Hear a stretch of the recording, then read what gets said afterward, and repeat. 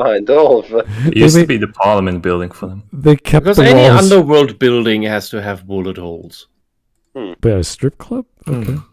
Strip club is an underworld building. Is it? Of course. Really? All right. Well, anyway, thanks for that insight, guys. Welcome to the Smudcast number 436, Our Lives Outdated Game Design. Oh boy, this is going to be fun to talk about. This is from Game Maker's Toolkit, came out a year ago in October, has almost 1 million views. I'm surprised. How? How? This channel is absolute retardation. Well, this is at least... Isn't it the parody channel? No. I always took it as a parody channel. This is at least a technical question over a outdated feature, which there are points for and against. So at least we can help understand what's going through this guy's mind. I've had this debate with friends when I was going through game design school, and there's lots of reasons why you would have it, but there's nothing inherently good or bad. It's almost like a sign of the times when you were paying for lives in your arcade game or what have you, and that got... It's also a genre thing. Yes, like the Mega Man games, there's hidden lives and this and that you can pick up. So there's all kinds of styles of games. Ninja Gaiden, Double Dragon. Yeah, and that goes along the way when you talk about role-playing games or big games that last 10, 20 hours. Save point systems, do they have automatic saving? Same with mobile games, they're doing that. Everything's just automate. All these things are done for you now. So you don't have to worry about collecting lives or this or that. So you also need to think of that when games move from the arcade to the home console, that for kids games, just think about Super Mario World. Sure. An adult doesn't really die in that game, or at least not much. Or Kirby games, you are very quickly at 99 lives. A kid for whom the game is made, let's say 6 years old, will die much more often. And maybe even see the game over screen once in a while. And that's okay. That's where it fits. And for with games for with higher difficulties, for the older kids or even adults, or the insane stuff like Toho, and in between you can put Metal Slug if you will. Oh sure. It can still be close. Especially for Toho, where your one life is one hit because you only have one hit point. Right. That's the style of arcade / like Super Mario World examples that, you can get a mushroom or you get a green mushroom. What's a life for? You can continue off from where you were in the world as opposed to going back to the beginning, which is not a big deal in those kinds of because your game is saved anyway on the cart. So it's not a huge issue. But this would also coincide with other games where they had checkpoints. And if you lost all your lives, you had to restart the entire level over again. So the only game, or no, not the only. The first game that I remember did not have or deliberately removed the life system out of its genre, jump and run, because in action adventures like the Zelda games or Secret of Mana, Lufia, you don't even notice that it doesn't have a life system due to the checkpoint system you mentioned, save point system. But the first jump and run where I noticed there are no lives, and it was advertised as that, was Wario Land 2. Because since you were playing the villain, the boss basically, you couldn't die unless you fell into a bottomless pit. That was the only way you could actually die, and that would reset the level or throw you back to a checkpoint or something. But you didn't have a life system really, and you basically had infinite hit points. It was more like Sonic, where you just lost all your coins. Right, yeah. And just that in Sonic, you get down to one ring, and then you die. Well, I do like the example of, because we have more memory in even our phones, the concept of saving your state as a ROM capacity for phones. You could store a file that is a save state of whatever instance of a game. And this is what developers did.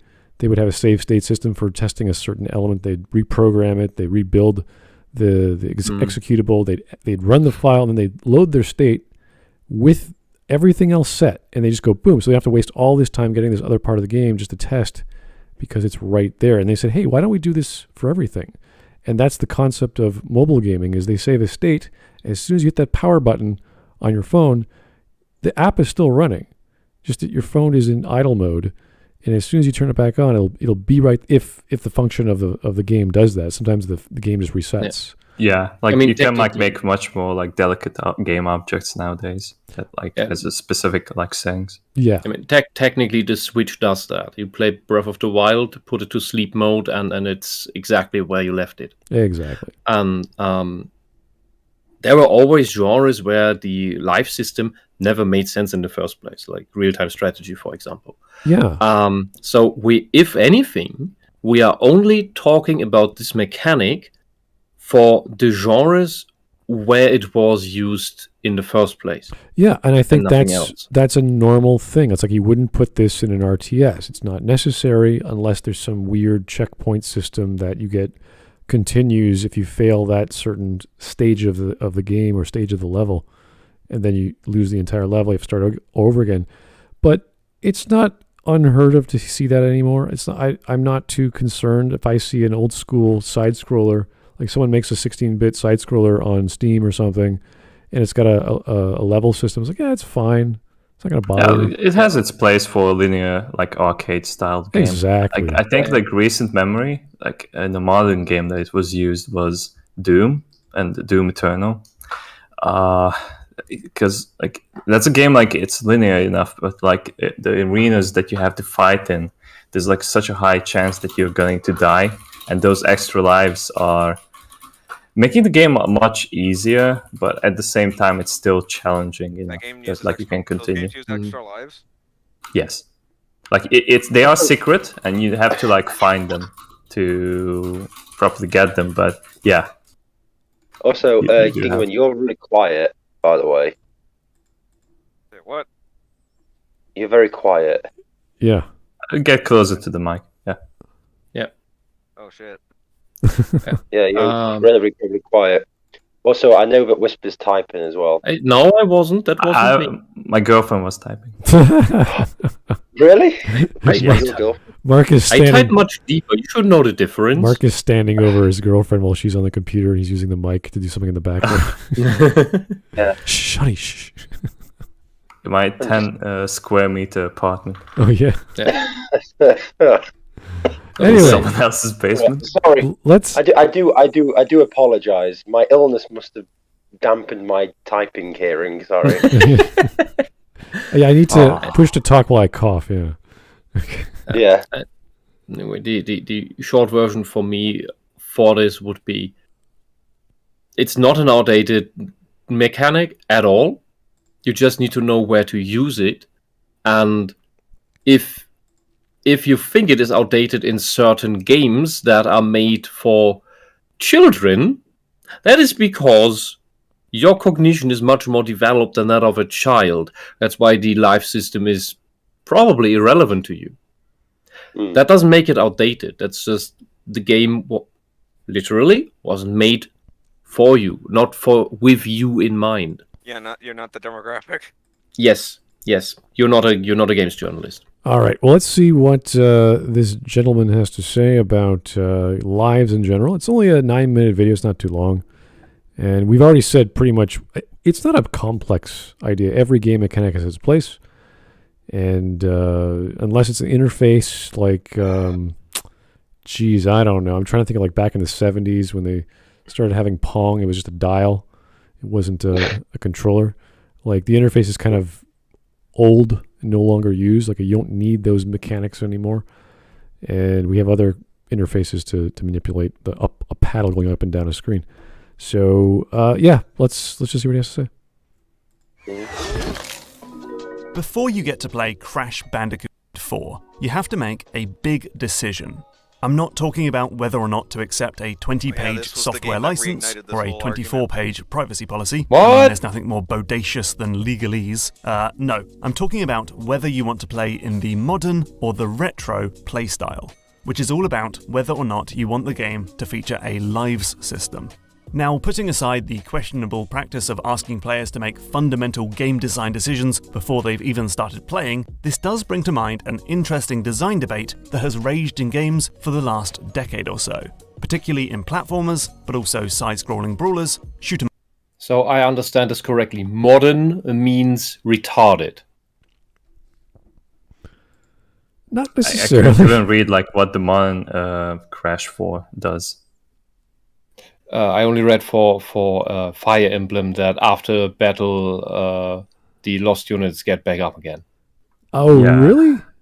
Yes, that's casual. And Oh. and if we put these two together, where Crash Bandicoot is modern versus retro, and he puts next to that Fire Emblem with casual, and what was the other, normal or something? Well, that's the three houses, right? Yes. I didn't get around to play it yet. Let's see. What was it? Yeah, Yeah, there it casual is. and There it is. casual and Three houses, classic. yeah. All this means is casual equals modern equals games journalist mode equals retarded, and classic and retro means you are a mature, normal human being, even a capable child. Well, in this example, Fire Emblem is known for being hardcore, so they're trying to appeal to a bigger audience because not everyone likes the perfect playthroughs that you try to achieve when you play Fire Emblem. So it's like, okay, this could appeal to You- everyone. Then But even don't Fire Emblem just is play not it, bad but with it. don't aim for the perfect playthrough. What the fuck? I realize that, but see, this kind of game appeals to all the anime, manga dudes and dudettes who love like the. Weebs. Well, I wouldn't even go that far. This is something different because Fire Emblem. If they are that, they are able to get through the bloody game. Oh, they are hardcore for sure, but There's blood, dude. There's bloody hentai games that have hardcore mahjong mechanics I to battle with the female characters, and you Yeah, but- only get the sexy scenes when you beat them in fucking mahjong, of which to this day I don't understand. well, okay, and My this, issue with this thing is that like the two aren't even like equal, because like when you have like lives in Crash, then it's like very different from this one, because like units like being killed off after a battle is like what you expect to happen. Well, this one just like gets you back to like the session that you were. yeah, before. you see, with this game, this is the ultimate waifu husbando simulator game. Like every single character that's voice acted, well, virtually every single character is romanceable or has S rank relationships you can match. You can get it on with them. Yeah, exactly. So it's designed to be that way. And if you just want to have that sort of experience, I guess that's the point.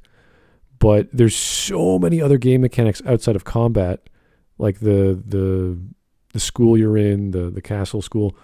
It's basically Hogwarts, just with you're designed for combat. It's like a military school, which is Say that almost considering they. Funny how you say, because they're going. The 20th anniversary is this year What? for Harry Potter. oh they have Harry Oh, Potter no designs. cares. Yeah, funny how you Uh, mentioned Harry Potter. It's the 20th anniversary this year. Oh, I just wanted to bring that up. sorry. Wow. Also, do I sound 20 years better? of that- 20 years of that shit. No, you talk about Harry Potter, you don't sound better. You sound a lot worse. I liked it when you were quiet. So- well, So shit. they That is some took so they did something brilliant. They took a hardcore game like Fire Emblem, they put it into 3D, they put it on the Switch, and they made it accessible by girls and guys alike who love these kinds of stories with voice acting. And I don't know if you guys have played or have seen Three Houses. It's pretty fun. Like it's pretty crazy, fun, silly, big. It looks long- like a dating sim. it is a lot. It's take Persona, cut it in half, so the days aren't as long or the weeks aren't as long, and you're a teacher of a school, and you're interacting with all your students. You're grading them. You're upgrading them. You're getting them better stats. You're having tea parties with them. You're helping them, clean out the yard. Doing all these menial tasks, and then you have a combat scene with a story, and people can die for real. So basically, the recruitment system from the Assassin's Creed games, but as a whole fucking game. And yeah, and those characters are actual people with personalities and backgrounds, and you have to interact with them and find their objects and give them to you. Like, you know how there's favorite objects for Dragon Age. A mirror, another mirror. Thank you, Warden. That's very nice. It's like, how many mirrors does Morgan like? You can only find 2, but found a piece of string. Okay. Well, anyway, it's String of all things. I know my Morrigan stuff. Okay. Anyway, it's one of those games that appeal to that whole dating, combat, story, fantasy genre. So it's one of those big productions. They're probably going to do something even more amazing the next time through, because Fire Emblem has been so popular for so long. Oh, and my only thing is why is he putting having lives with being casual and classic, as in difficulties thing? Yeah, this is totally different. I know. Yeah. Yeah, it just feels like. Go on, Whisp. Say what you want to say. Yeah, that's why I keep my position that casual and modern just means retarded. Modern gameplay mechanic difficulty level means retarded, because the wider audience is incapable of challenge. Yeah, see, myself, Not necessarily. I don't know about Wisp. Yeah, I agree. But for myself, Well, they say that it's to get to appeal to a wider audience. This means to me that they're adding this because they think the wider audience is retarded. I would say, and incapable of anything. When you put the difficulty, depending on the game design, if they put the difficulty on a certain level, it is forcing you, the player, to learn the mechanics properly.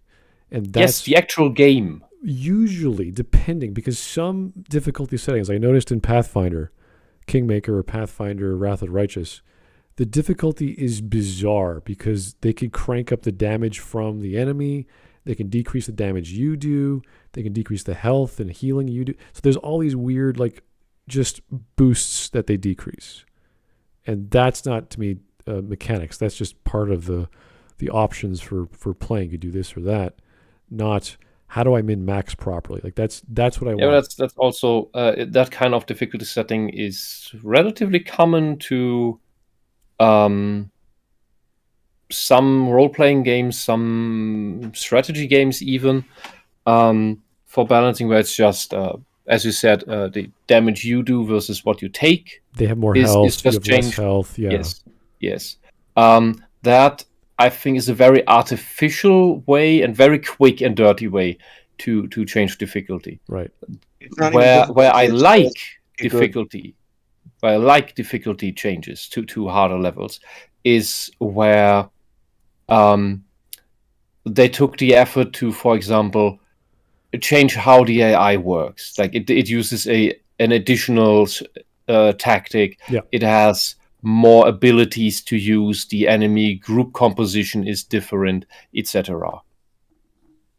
That is a more compelling form of higher difficulty.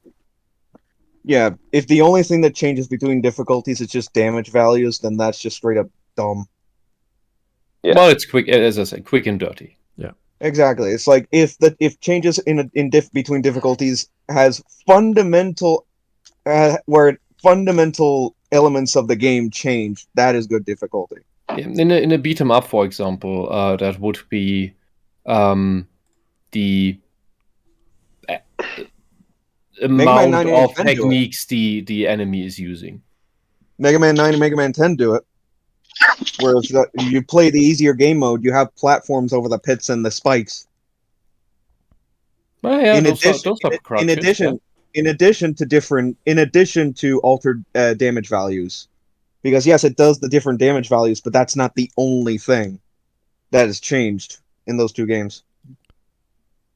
Please just always remember that easy mode was invented for games journalists, truly, not for children. Okay. All right. The current day easy mode. In the 90s, in the early 90s, it was featured as stickers on video game boxes.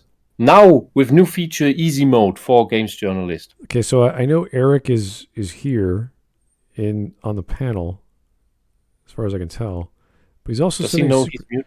He's also sending super chats, so I'm like, okay.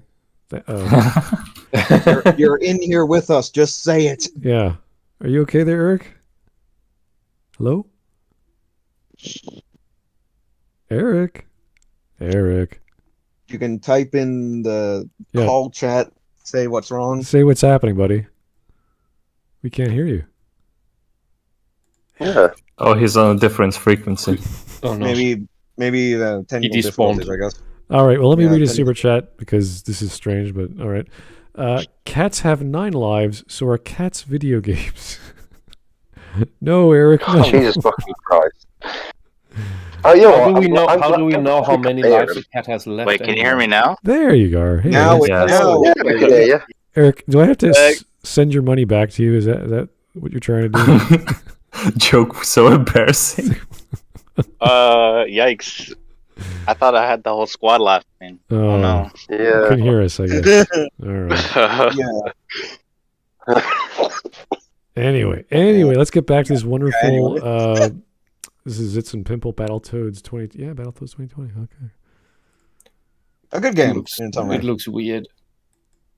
And It looks weird. Well, then this again, that's is trying to a do a live more system stylized thing. still relevant or just an antiquated relic of the arcade era? No. Well, I'm Mark Brown, It's and antiquated this for the is most Game part. Maker's Toolkit. What's his name? Mark Brown? First, let's Mark define Roundtable. what a lives system is, Oh. so we're all on the same page. No relation to the Lives round table. dictate how many times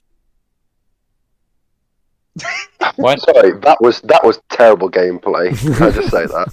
Yes. Yes, it was. Get used to it. I had Aren't to unmute journalists myself children anyway?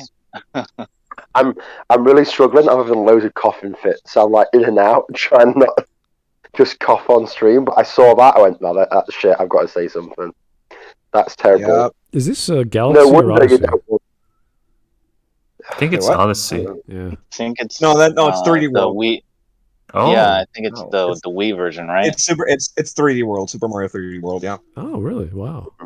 Yeah, for the Wii U, right? You know, and No, they ported it. No, they ported it to the Switch. Yeah. I have to say, Nintendo Uh, still has the touch, even if it's a staple Mario game. They still look good. Indeed. It's like they care. Hmm. Wow. That's what I was saying when I was watching the Game Awards last week. It's like, this looks like a Nintendo game. Oh, no, it's just Ninja Theory. No, not Ninja Theory. Not to be confused with Ninja Gaiden. No. Did you hear? Team Ninja. What was it? The Mass Effect Legendary Edition was up for a Game Award. For what? Was it? seriously. Was it? That's Was the most buggy Yeah. game. For what? What to Yeah. award? It's not the best game of the year because it can't win that, but it was on my Facebook feed. It's Oh, like okay. Mass Effect Legendary Edition has been nominated for this award. I'm like, has it? Well, the only thing I heard about Mass Effect was Shorei Agadashlu was because she's in The Expanse, and she was saying that a lot of her lines and storytelling of The Expanse is similar to her lines in Mass Effect, and I was like, not really, even though it was, she always plays a political character, so it's like, all right, you're going to deal with... He always plays the same character Yeah. because they're typecasting her. It happens to be a space opera, and she happens Just to like be... just like politician. Bryan Cranston at this point. Yeah, so it's They're not like... casting her anymore for Malcolm in the Middle there. They're only casting him for Walter White. Yeah, oh, God. And they do the same to I could keep forgetting her name. In the Riot Games series, she's basically playing the same character again, but as a policewoman. More or less. Oh, Caitlin. No, not Caitlin, the policewoman. The policewoman in Riot... Grayson? Grayson. Oh, I'm sorry. I thought you meant the Riot Games, the company, not the Riot. Yeah, okay. Yeah, no. Riot Games. They made a animated series about LOL. Yeah, I know. Isn't that Arcane? It's Arcane. Yeah, Yes. it's Okay. Caitlin or Arcane, Vi. Arcane had a Among Us crossover for no. No. Agnes Luft plays the police chief. Yes, you're right. Oh, you're talking about her. I thought you were talking. Oh, I'm sorry. You're right. You're No, right. the old Indian woman. Yes, she dies. I know. She dies. I have no idea what it was on about. What we're trying to say is go watch Arcane. It's a great series. The woman who always Right. sounds like she drank an ashtray of whiskey. I know, smoked it first. Then An she drank. ashtray whiskey? That She has Damn, the really? harshest, most coarse voice. It's so sexy. She is amazing. She smoked, wouldn't it be better to just say she smoked a bottle of whiskey Yes, than say she drank an ashtray just full as bizarre. It's beautiful. A beautiful line. I love it. First, you start boiling the whiskey, and then you just get I over. believe the outcome is the same. Then what? get And then you old, put into a blunt? get old, sexy Iranian women to talk to you. She's like, what? Yeah. About space travelers. Oh, it sounds like a cigar full of whiskey. Oh, Oh, boy. you lovely. Anyway, You can retry the challenge before you're forced back to some earlier part in the game. So there are points in the game where your progress is saved permanently. Mario World, really. yeah. But between I mean, those, there might be several checkpoints where Mind your you, that progress game is is only an saved easy game to temporarily. Stop it! Stop it! If you die, Getting you'll drunk. lose one of your lives and then return to the last temporary checkpoint. Right? But if you run out of lives, it's game over, the temporary checkpoints are lost, and it's all the way back to your last permanent save spot. Right. Yes. There might Yes. be some quirks like continues or Mania. whatever, but that's And the basic continued- concept. It's all Continues about were permanent limited as and well back in the day. Yes. Even some of the games that were ported to consoles even had they had unlimited continues, but only because it even had the line insert coin still in it sometimes. I think Pitfall had that, and but since there was no coin to insert, you could just click yes and then the game would continue. You basically had infinite lives that way. Oh, you can't actually put coins into the console? No. Well, you could, but your console wasn't going to work. Well, unless you are part of the Star Wars universe where you could just put points to a droid. Or that one Why? SpongeBob me. I can't find Why? the coins. That movie don't exist. Why bring up that movie? Why? You can't. Why do You that? can't escape. That it. movie's not canon. Stop it. It's What impossible. movie? Wait, what? That's not how Star Wars works. It's head That's not how canon. droids work. And that's not What how the movie? Force works. I'm Hold gonna on, what? cough in disgust anyway. It's objective. All right. Let's go. checkpoints. Over time, the gap between the permanent save spots has shrunk. Take the Donkey Kong series, where it's gone from the very beginning of the game to specific save points in the world to the start of every level. And that's what you get in Crash 4's retro mode. Levels mark permanent progression, But but Donkey Kong checkpoint games boxes still are have temporary. lives. Recently, however, Why the did he concept jump of on lives that? has started to disappear entirely. Jump on what? Now, every checkpoint is a permanent mark of progress, and while some games might still count the number of lives you lose, there's no penalty for wasting hundreds on a single bit. So, Super Mario Odyssey is the first major Mario game without lives, which is probably sensible as they carried almost no meaning For a good in reason. Super Mario 64. Most indie platformers have ditched the concept entirely, with Super Meat Boy maker Edmund McMillan saying, "Removing lives altogether lets the designer base difficulty more on the actual level design and challenge, and Yeah, but less it's around because the it's just a penalty different game. of losing lives." Stop it. Okay. Thank you. It's not entirely I- the same kind of game. You're right. Yeah. I wanted to bring up Super Meat Boy earlier exactly because of this. Because then you build the game in a different way. You build it around something else. Because Super Meat Boy, for example, is about the challenge of a really hard game. Super Mario games are relatively simple platformers where you just run through the parkour. Super Meat Boy the parkour is almost a puzzle, if you will, and has the wonderful feature that once you've done the level, that you can run a replay of the level with all of your lives running through it at the same time, and it's absolute carnage because all your 500 deaths, if you had them, they're all massacred on the way, and then only your one success gets through to the end. So it looks like a bit of an evolution run of lemmings through a bunch of chainsaws. But this is just the choice of the designer to do this. He could have easily implemented a level system, a checkpoint system with lives if he wanted to. The level would be exactly the same layout. Yes, and that is to not have that is part of the difficulty. Yeah, that's okay. Because Yeah, a lot of a these, life system would have stood in the way of Super Meat Boy in that sense, except if you had wanted to put it into an arcade and wanted to insert coins to continue. because there are plenty of parts of Super Meat Boy that there's like one really hard part of a level and the rest is easy. And once you get past that, it's like, oh, now I'm good. Like I don't have to worry. Mhm. But if you had a level system, you'd be super careful, or sorry, a point system for lives, you'd be super careful everything you did. So you'd have to know and plan out and think it through your head first before jumping. So Yeah, and depending on the game, you're still penalized for losing a life. Yeah, I think it's been so long that I played Hollow Knight. I think you lose money every time you die or something. well, you're losing something. That's the point. Is that you're getting doxxed or you're getting removed a score, money, life, health, whatever the case may be. The vast majority of the time, the most common is just progress in general. Like when you fall down a pit, like it'll bring you back to another part with losing a health or losing 3 health or whatever the Mario game was that did that. In Odyssey's case, it's 10 coins per death. Oh, they changed the coins? Yeah, in Odyssey, it's 10 per death. Yeah. So it's the same. What if you run out of concept. coins? I honestly don't. You just Yeah. stay at 0? You have so many coins.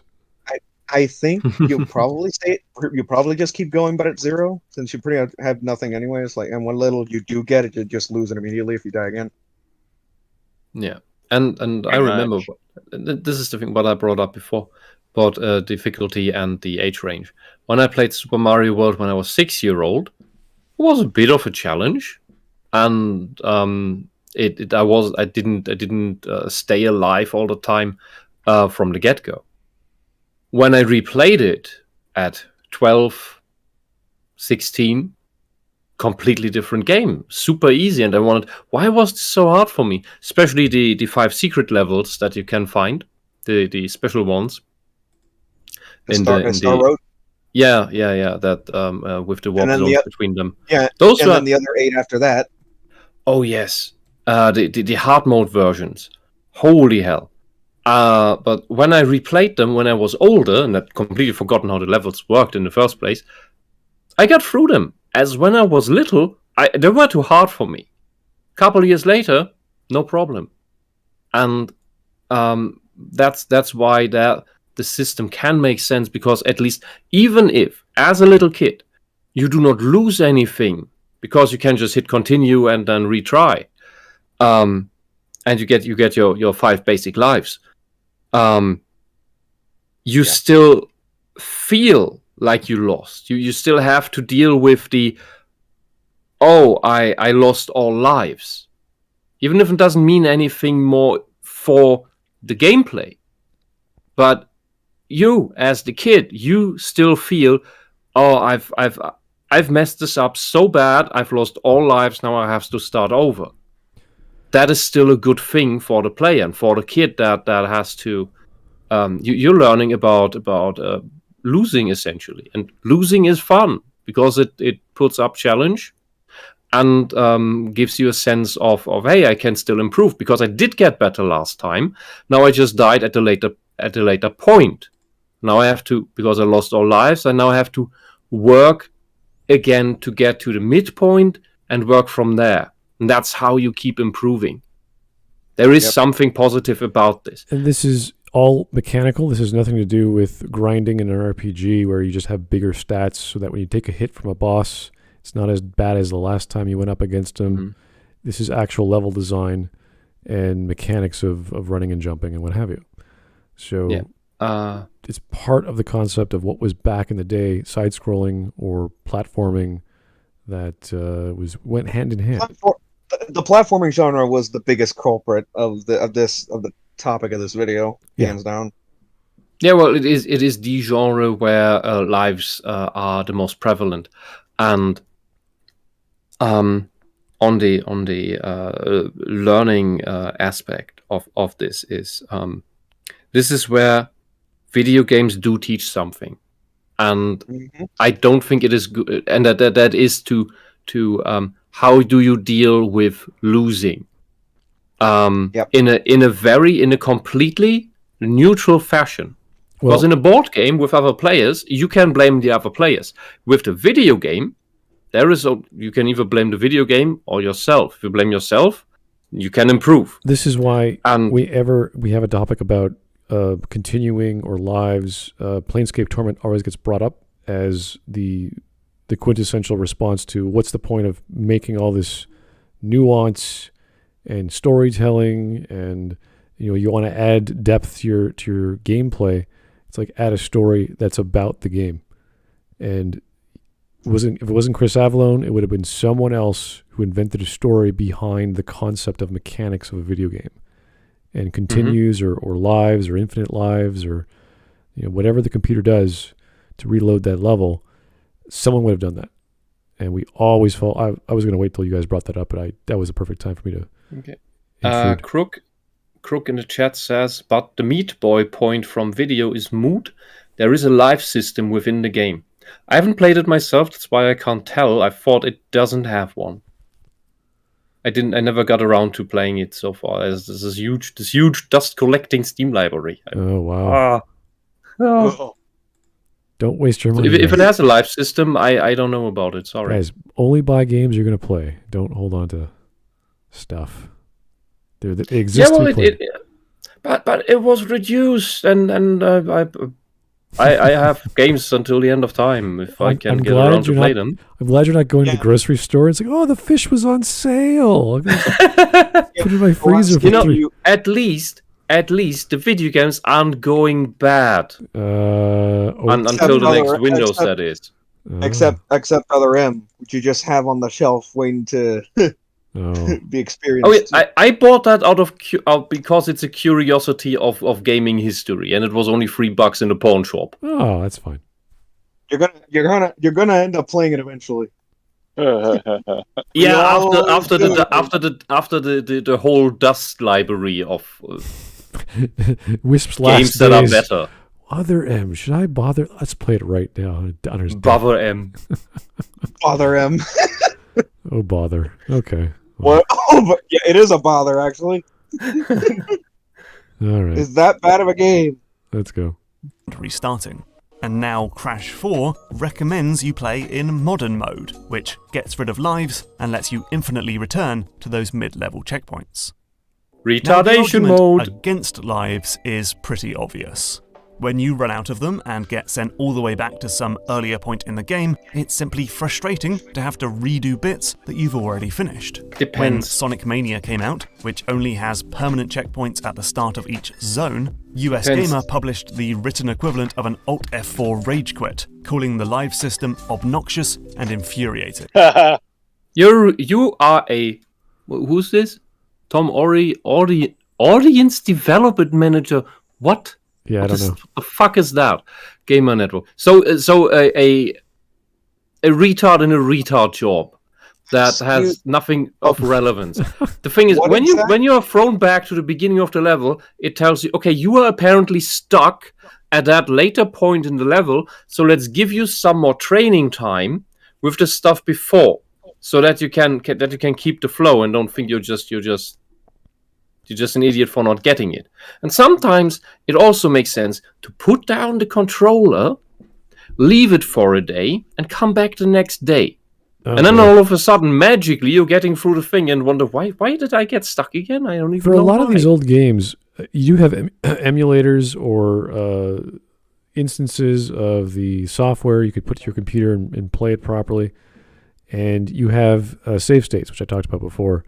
If these games are too hard for you, and you could redo a level, not having to go back to a certain save point, but just the part that you find hard, and that's totally fine. There's nothing wrong with enjoying a game that way from your yesteryear of games you couldn't play or couldn't get into. These are too hard. There's lots of really hard games that I couldn't get into.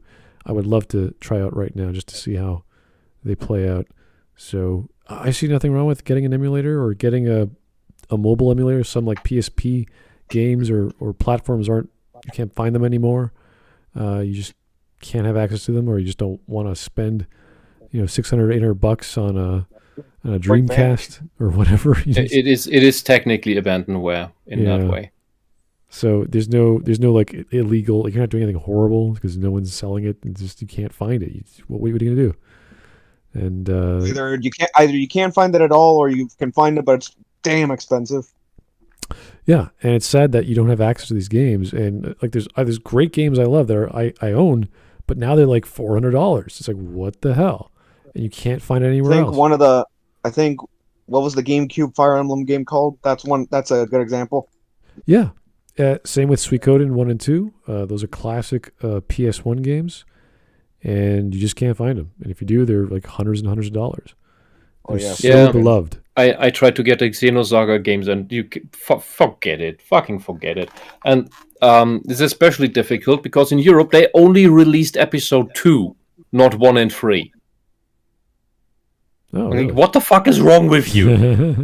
Are you talking about Half-Life 2? No, Xenosaga.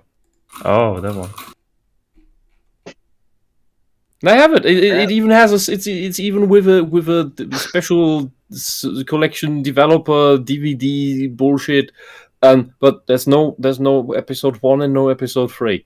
They know that everyone else How? just pirated it. Honestly, Hey, Xenosaga. Smud, you Why? have bots in your chat. Yeah, I know. I saw 3 posts. Oh, damn it. Nintendo, please port these games. Get the licenses and port them. Well, that's the problem. They're never gonna do it.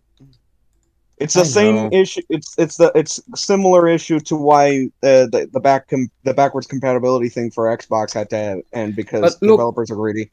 Look, but. Look, Of course it's bad. They made the people now love Xenoblade. Especially after Pyra and Mythra got into Smash. And they made a remaster thingy of Xenoblade 1. And now they can work backwards.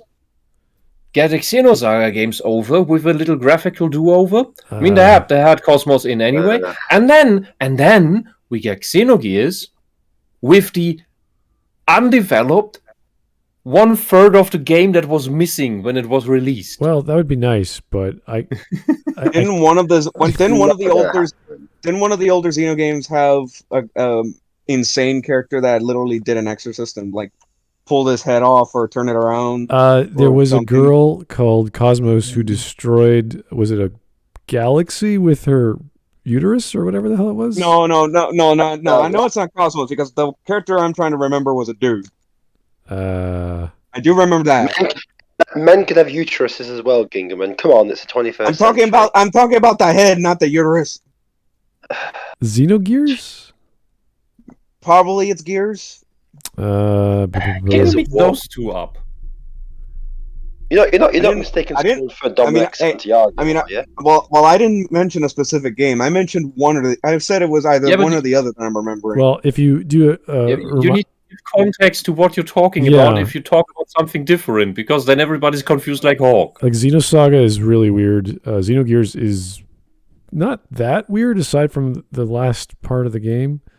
Then it gets really weird, like, crucifying a giant fluffy pink monster and robots. Right, okay. Okay. Yeah. Is this Evangelion again? It is basically Evangelion, yes. Oh god, no. But with cute robot girls. Yeah. Hooray. And a moving nanomachine life form. Anyway, let's just keep going. This guy sucks. Like, if you can't beat the modern Sonic game, like, what an embarrassment. Also, I yeah, beat like Sonic 06 twice in my life. Yeah, okay, to go back to the video, first of all, Sonic Mania's save system is pretty much exactly the same one from Sonic 3. Did anyone ever complain about Sonic 3's save system? I don't No. think so. Oh, yeah, all the time, No. man. Dude, Yeah. I played with a classmate. Yeah, I had the Nintendo consoles, he had the Sega consoles. And we met at each other's houses to play with the respective games. And we played in 2nd grade through Sonic games. What is this retard who can't play a game that 7-year-olds can get through? He's too busy developing his audience managing skills at the Gamer Network. Yeah, by whining that he is too dumb for children's games. Games made for actual children who just learn to write and read. Meaning, in my freshman year of high school, I was able to play Sonic 3 and Knuckles and get every single emerald on the first try and play the whole game without dying. Hey Wisp, do you know why you were like capable of doing that? Because like European consoles at the time were like 50 FPS, while 50 every FPS, other 50 console instead of was 60. Oof. Aha, okay. I I also so played much. when I was 6. I played through Seeker of Mana and The Link to the Past, which were pretty hard at that age, and a lot of text, and it makes you read. You know, it makes the kid that's learning to read. It's great. And then you get, and then I think it was 8, maybe 9. I don't know. Lufia comes out. And I try to not use the walkthrough that comes with the game. And those puzzles, they were challenging. I don't think this guy would even get through the first dungeon. I don't think this guy would even start the game. All right. He would probably complain about he sees the main screen and he's like, which button should I click on? I really want to know what an audience development manager does and why he's writing articles. Shits and giggles. It sounds like a marketing term. Community? Yeah, he's like trying to get like a community manager thing going, but he's writing articles as well. It's like that's not right. Yeah. Writing about save systems, it sucks. So what makes it good? And I don't know. No, it doesn't suck. Fuck you. All Like right. the job title like kind of reminds me of like the talk that I just like overheard like today. Like my manager was like talking to like one of the other employees as well, and I like overheard that like, well, we can't really like raise your salary, but like we can like make a new position for you, and you would be like this tester manager person. I'm like, what the fuck? Can't you just like name these people like what they actually do at the workplace? Well, that would sound very demeaning if you said oxygen waster. Oh god, I would love to have a job on my resume. 90% of the company. I what did you do? I was the oxygen waster at the company. It's just that they give themselves all these fancy titles, but they actually don't do anything. They just burn money. The air consumer. I am the CO2 producer. That's what I am. The O2. Oh no! When we go like the O2 carbon challenger. negative. the O2 quality assessor. I mean, at least he's not a janitor, right? Janitor has a janitor has a worthwhile position. These people, nope. Not to these people. No. I mean, a janitor is a worthwhile position that is productive to a company. These people are not. Right. And in the chat, Curious Hideout said, Wisp playing on easy mode without even picking it. I don't know what you mean with that. I will admit, It's hardcore. I will admit, when the first time I played Pitfall on the Super Nintendo, I did play it on easy because the game scared me. It was really scary because it starts in a really dark jungle, there's strong enemies and all of that. It's a really amazing jump and run. If you can get through it in a fluent fashion, it has an amazing flow. And later on, then I thought, like, I shouldn't play on easy. Let's try this on normal. And then I noticed all it does is, the enemies just have more hit points. Okay. And the fear went away. It was good. All right. Anyway, let's keep going. This is pretty silly comments to make, but yes, Sonic games. Okay. Sonic Mania save system does not suck. And from anecdotal evidence, new and inexperienced players seem to find these penalties sucks. especially. Oh my god! Staged How can you as jump? fuck. Did he just jump too early? Well, no, he stopped. No, Yes. He jumped and he just stopped jumped and moving he right. stopped midair. Yeah. Why? To have the scene. Yeah, pretty much. Yeah. Mega Man games are platformers. They are side-scrolling, difficulty, hardcore platformers. That was not a hardcore scene in a Mega Man. That was just like, I'm too lazy to jump. Oh, I died.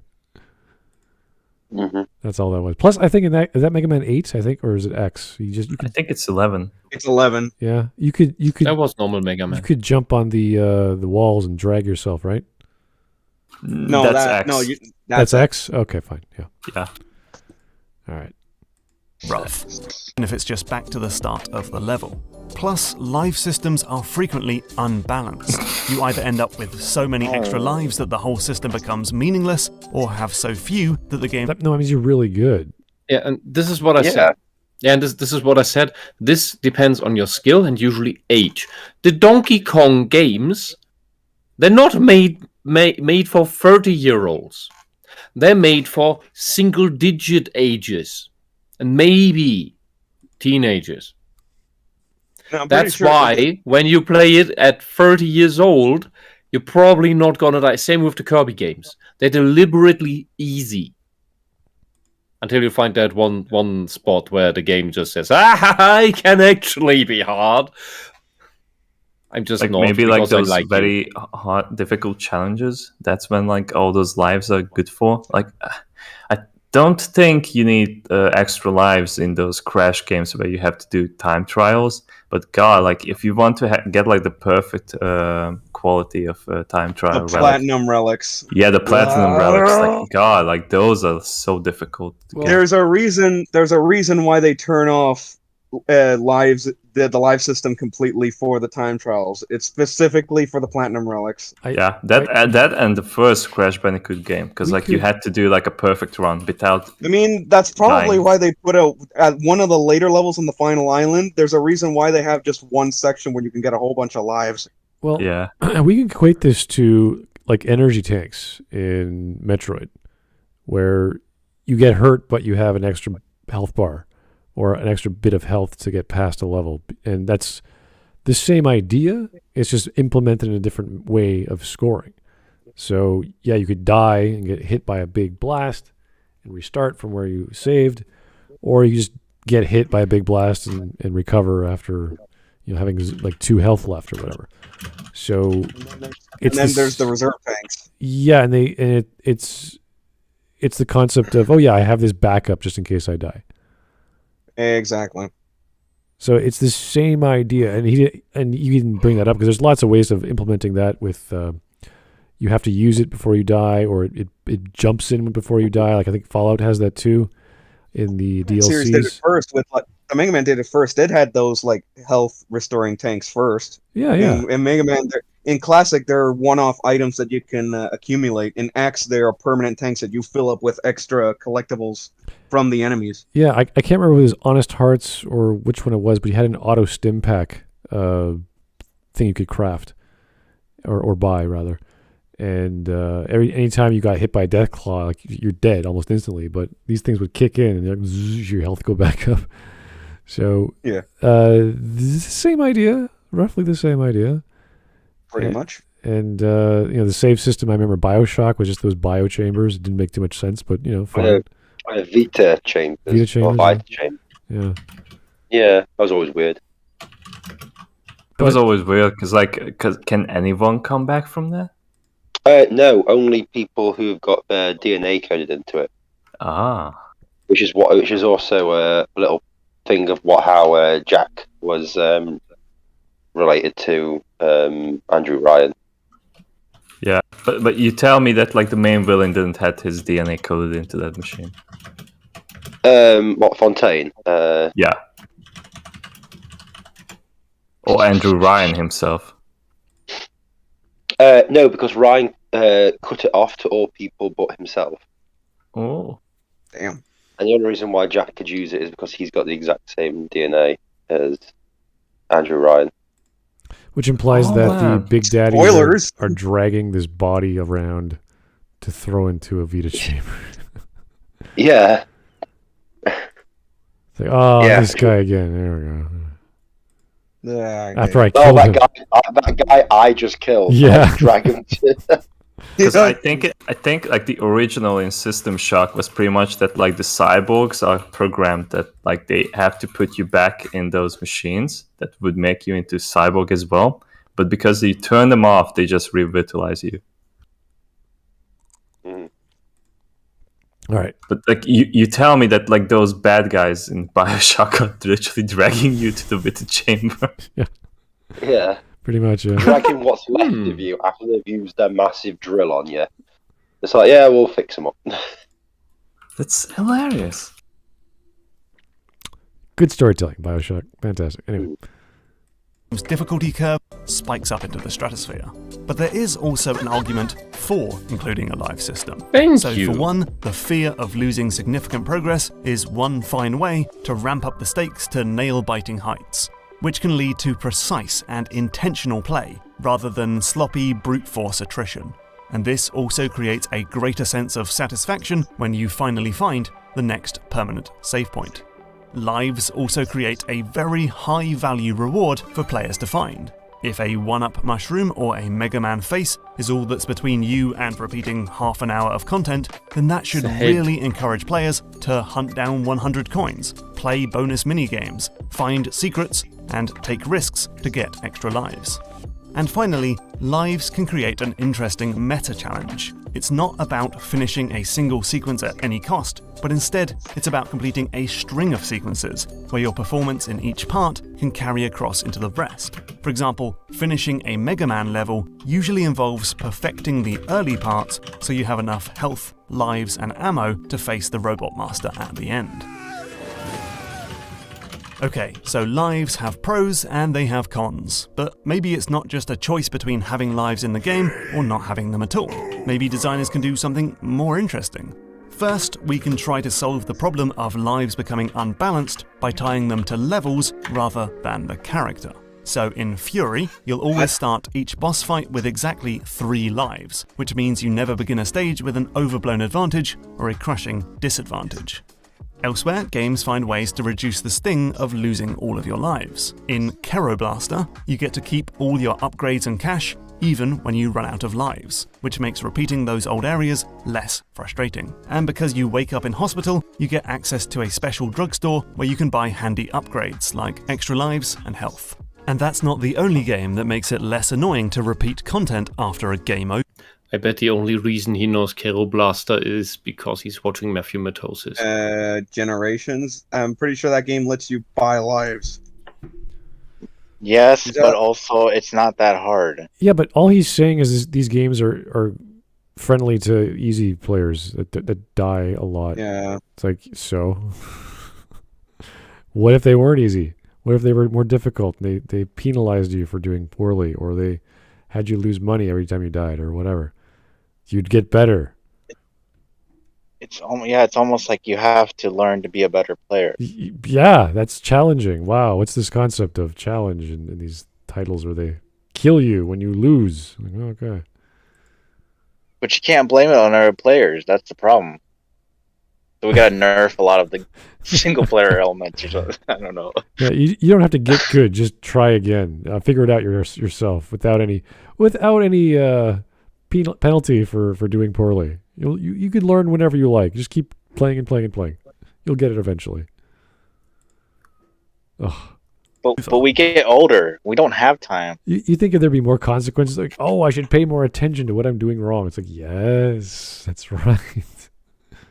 Or just don't play it. Just I don't know. Do something more simpler. There's a difference between being frustrated because the difficulty is so high and you're just not used to it, and not learning how to use the mechanics properly. And being unable to, like, oh, I need to dodge more, or I should buy more health potions before I jump into this fight. Like when you play any real-time with pause sort of game where you realize, I'm going to get hit. I need to have healing and defensive options. And if I don't, I'm going to lose. So you do that. You respec for a cleric, or you buy lots of health potions, or you get your mage character to heal you, or you stun the guy before you attack. Like, there's all these other strategies you can employ in these fantasy style RTS games or real time with pause games. So that's normal. Where there are no lives, you just have to do it the right way the first time. So yeah, that's what we do, and that's why we love these games. They're so detailed, they're so hardcore. There's all this strategy and tactics. It's fantastic. It's good stuff. Like they're not real gamers. Well, it's like they don't have the patience for it. Yeah. Of course, they're not real gamers. They're journalists. Sonic game. let you try alternative routes on repeated visits. And roguelikes are entirely built around losing massive chunks of progress because they make up for it with completely randomized content. There are also games that ditch lives in favor of permanent checkpoints, but still find ways to add a sense of meta challenge. So in Shovel Knight, the checkpoints can be destroyed, which gives you handy gems, but also makes you go back further if you die. Are you willing to risk that? There's a similar idea in Panzer Paladin.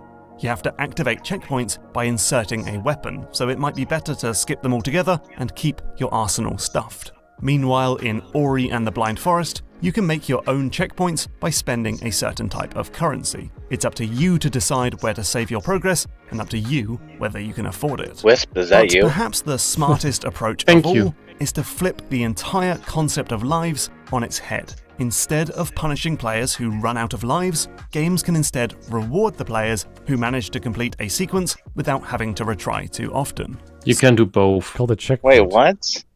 Huh? Isn't that just called a checkpoint? Finishing a level without dying and getting a reward for it is what many games did throughout history. I don't. And if understand. it's just, and if You proceed to even the next without level, being hit there's a reward. to the point without being hit, that's a thing. It's always been a thing. You can do both. Well, there's games like Ikaruga where you get one shot, you're dead, and it's bullet hell, as crazy as I've ever seen it. So your bonus is you get to play the next level.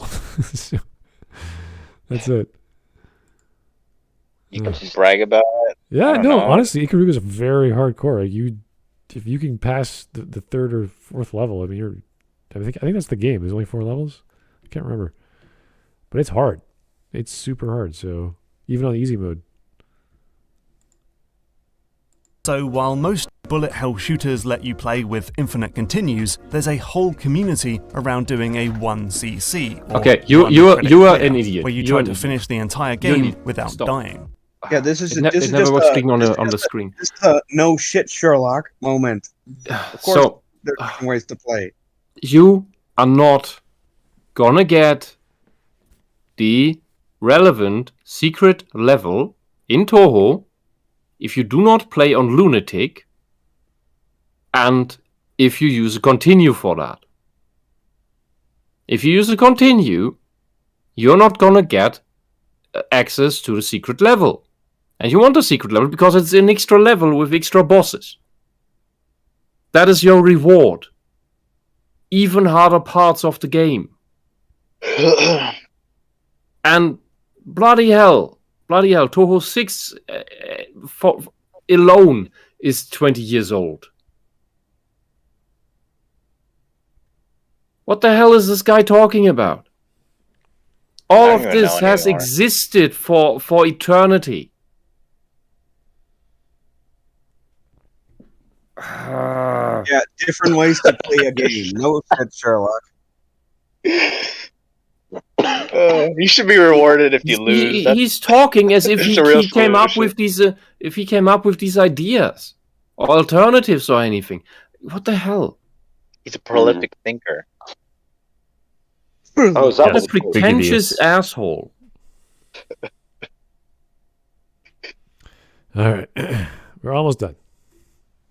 In Sonic Forces, the number of retries players use in a level are counted against the final score. So to get the high ranks, you need to finish the stage in a single life.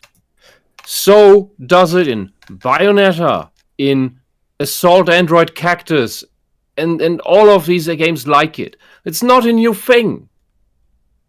And not. oh god, it's Wait, doesn't every Sonic game do this? Yeah, it's called Gotta Go Fast. And if you die, dying slows you down, you know. You kind of get stuck in Right. one spot. It's Sonic always Forces been is not. It's First always of all, been that a game good- sucked. Yes, Second it did. of all, it's not the first game to do this. What? Literally the game you showed a moment ago did this. And as I said before, yeah, and as I said before, you can still have this and the life system. Like in Bayonetta, yes, you have infinite lives, But every time you die, you get a massive penalty to your points, to the award you get at the end, bronze or silver or gold or platinum or stone, and I think at maximum you can get five death penalties. Oof. But that's just if you get that, either you're playing on normal and you're retarded, or you're playing on Infinite Ultimate Climax and you're really learning the game, because there are some parts that if you don't cheese it with buying super weapons, but just actually play it raw, they're gonna take a few hours out of you. It's fun. Mind you, And once you've mastered it, and once you've got through them, you have learned this game so well that the rest of the game is even on that difficulty easy cake. Easy pie. Mind you, easy, whatever. Mind you, cheating a game with super weapons is still fun in its own right. Yeah. There are speedruns that do that, but I didn't want to. I want to play. I like to play games raw. And no, that's what I'm saying. It's like you do have a point. It's like that first experience. It should be the way they intend you to play it. Yeah. Like there's the level in where you jump up into the plane, and on Infinite Ultimate Climax in the hangar bay of the plane, where you jump up the falling boxes. There is 5 enemies that are they're the upgraded versions of I forgot the names. It's so long ago. Grace and Glory, Gracious and Glorious, and they're usually just the normal setup for these is just 1 pair of them, and there it's 5. So it's 5 Gracious and 2 Glorious, and for these you couldn't even use Witch Time or Bullet Time as it was called in other games, if it was even active for this difficulty mode. In this difficulty mode, it doesn't even work, and so you're just busy dodging until these bloody things are dead, because it's a relatively small space for 5 of these guys with their massive reach and their massive speed and their various attack patterns, and there's 5 of them. It's great. It's wonderful. It took me 2 days to get through that one passage alone. Then there's another fight immediately after that. That works completely differently. Is equally mean, but technically easier. But first you need to get through this. Every time you fail, at the second fight you need to get through that again. So it trains you to dodge. Frame perfect. Just from your eyes to your motor cortex, through your spine to your fingers. The large brain is completely bypassed, and yeah, it's the textbook definition of hand-eye coordination. Exactly. And once you got through that and beat the fight after that, then you get the checkpoint. And it took me 2 days to get through that, and I was actually a little bit proud. But after that, nothing in the game hit me anymore, because that is relatively far into Ultimate Climax. Because my but skills after that, it's just I see everything. And the best thing about that is, after I played through Bayonetta on Infinite Ultimate Climax, I had a friend over who is speedrunning Dark Souls, and he really wanted me to play Dark Souls because he wanted to see someone who still hadn't played it. So I said, okay, but I'm not going to get too far into the game because I'm bit of issues with the setting. It's just a PTSD thing. It's very stupid, but that's that. So I just played through the Asylum bit, and I hadn't played it before, and he was completely baffled because I didn't die a single time. And the funny thing, he was just baffled because usually he said people are shocked by the Asylum Warden Guardian, the big fat demon thing. Yeah, the Asylum demon. Yeah, and I said, this guy is so slow. How is it supposed to hit me? The only thing I had to get used to was that you can't dodge infinitely, but that you had this stamina resource that Yeah. which you had to resource manage between attacking and dodging. But aside from that, I was like, it's a fun game, but it's like playing through slow motion after I just got through Bayonetta. And he didn't know I had just played that. So after I got through the asylum and then ran around a little more, and I ran into the two strong skeletons that regenerate at the beginning. So I thought, later. I continue this at some point on my own. And so I made him play Bayonetta on normal.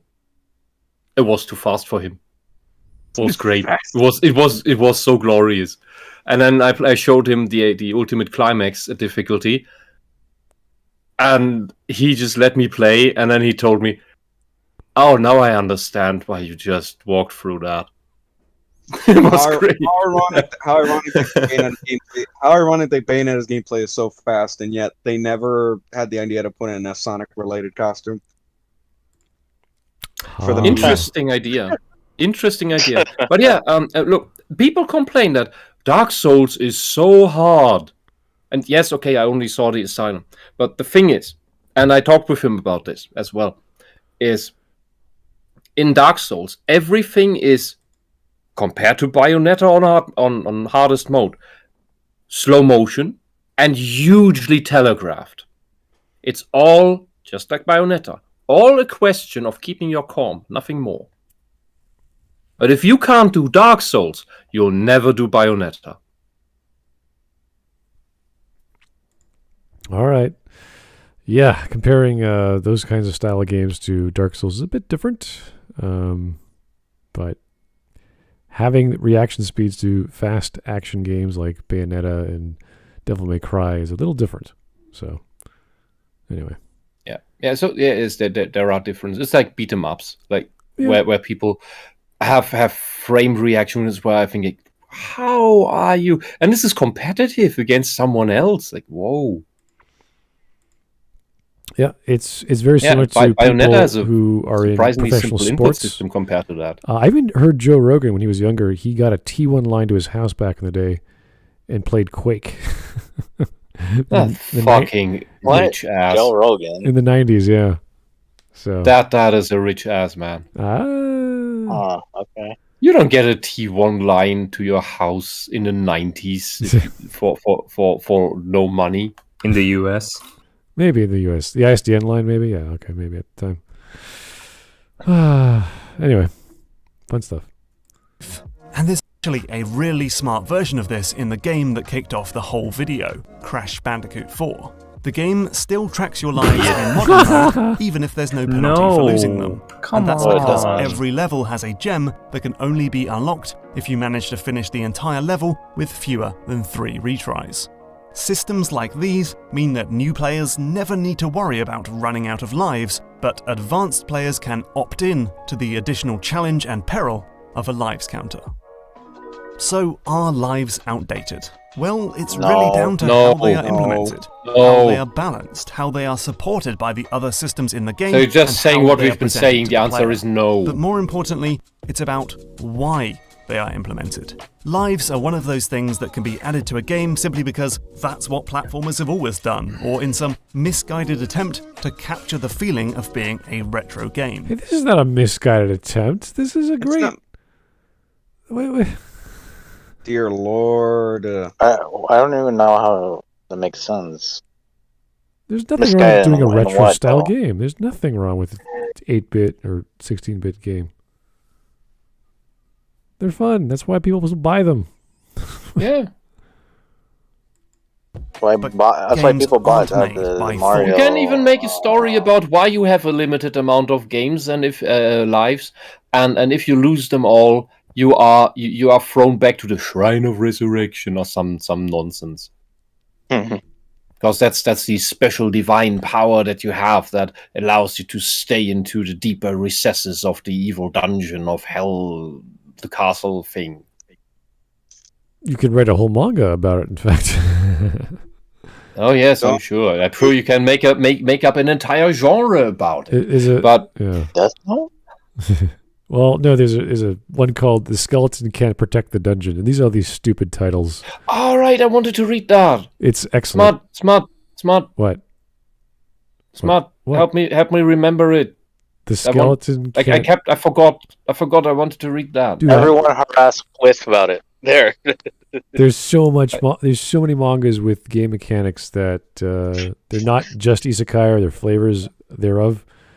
And this one is basically like there's lots of skeleton sort of stories where the main character's a skeleton. And he's either some ancient knight or some guy who got reincarnated or just can't die. He came back to life from the Reincarnated as a skeleton. It sounds like shit. Yeah, pretty sad. Why? Because who even was this? Whose bones even are these? I don't remember who he was, but because he was brought back to life by a necromancer, it makes sense that he's a skeleton. The difference is that whenever he dies, he goes back to a certain point in time, and he retains some of his memories and most, if not all, of his strength. So he just resets. So it's a regressor. It's a regressor story, but it's cool. It's one of those awesome, cool manhwa stories from China. Anyway. Yeah, give me. Yep, I'll show you the link. Obviously, copying trends and tropes. The most amazing games come about when every single system is added with intention, thought, and care. No kidding. Hey, Thanks, thanks Common for Sense. Yeah, that's called good game design. Yeah, outside so- of whatever mechanic. Yeah, People so are- really, what was the point of that video? People are paying this guy on Patreon. Why? You love like videos It where you begin a video and then you end the video and you're at the very same place which it started. Anyone that is a patron of this fool that is watching this stream, get a refund. Yeah, you may as well just talk about jumping in games or power-ups in games. Oh god, no!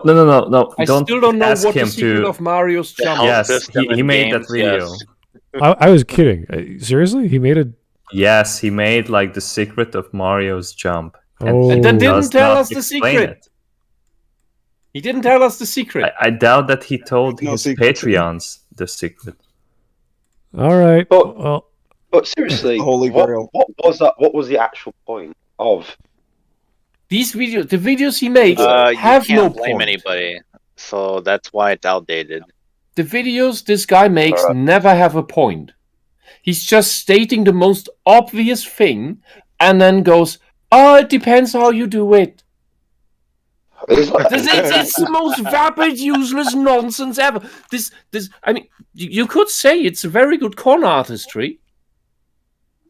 I just, Because I Right. bet that his patrons feel as if they learned something, feel like he told them something, because it's so easy to digest, because it's all so obvious and so simplistic and so superficial that you cannot I mean, not understand. I feel like I got dumber watching this video. So Well, that's the actual effect it has. no offense, but yeah. I spent half the video coughing and sneezing, and I was still listening to him going, "What the fuck is actually going on here?" This is just. the video creates confusion.